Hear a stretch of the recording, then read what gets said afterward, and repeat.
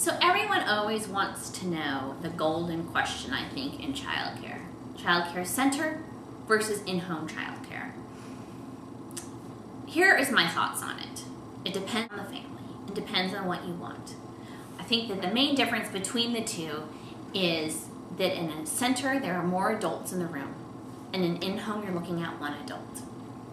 Usually, sometimes they'll have an assistant, but primarily you're depending on one adult.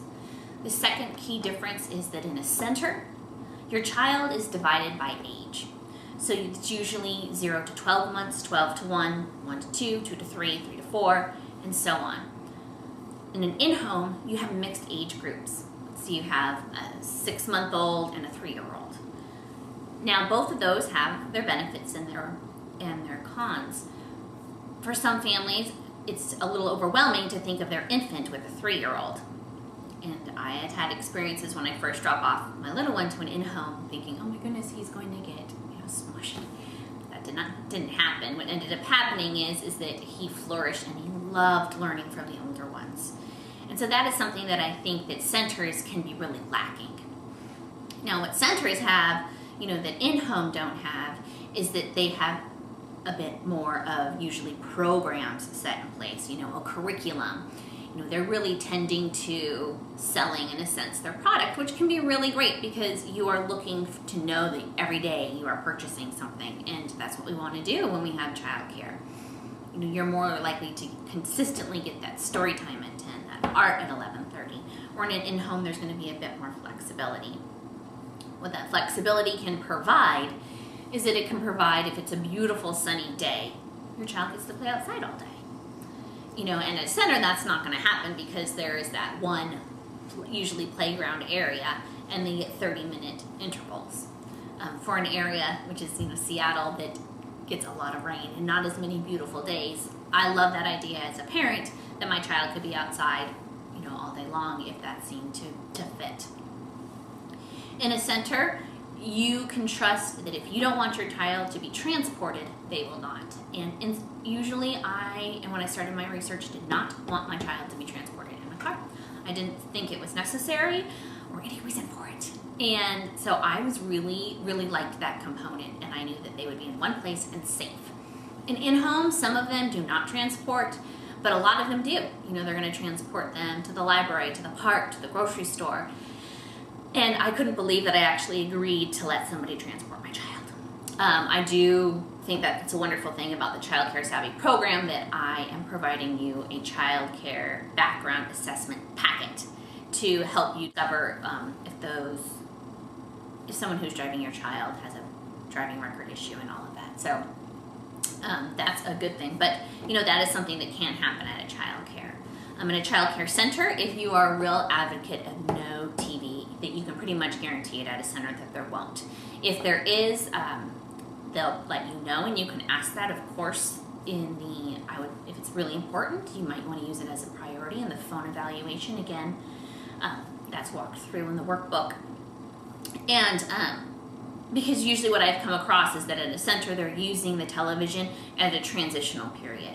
They might say, oh, well, we are only playing My Baby Can Read or Baby Sign.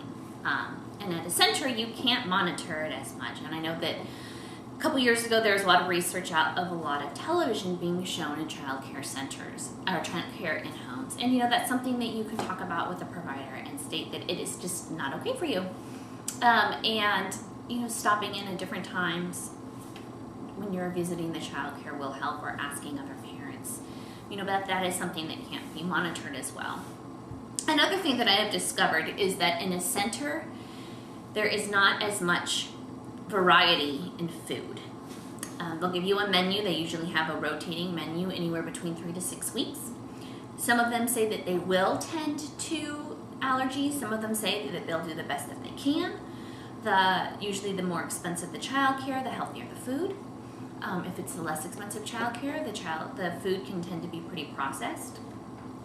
And a lot of centers and a few in-homes are actually moving away from providing lunch, which I was just floored by because I've always had our lunch provided. In an in-home, you can ask them what they serve. My experience from interviewing different folks is that you're getting a lot of home-cooked meals. And it may not be exactly what you would cook at home, But not everyone is a big fan of butternut squash, as we are here at my house.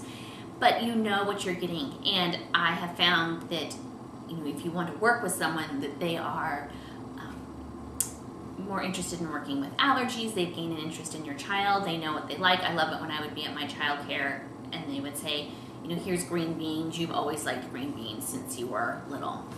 And that's the other thing that the difference is.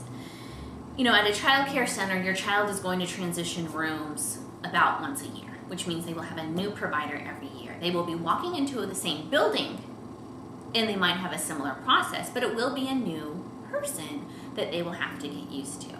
Now that doesn't happen at a child care in-home because it's one person, and so what have I decided is the best?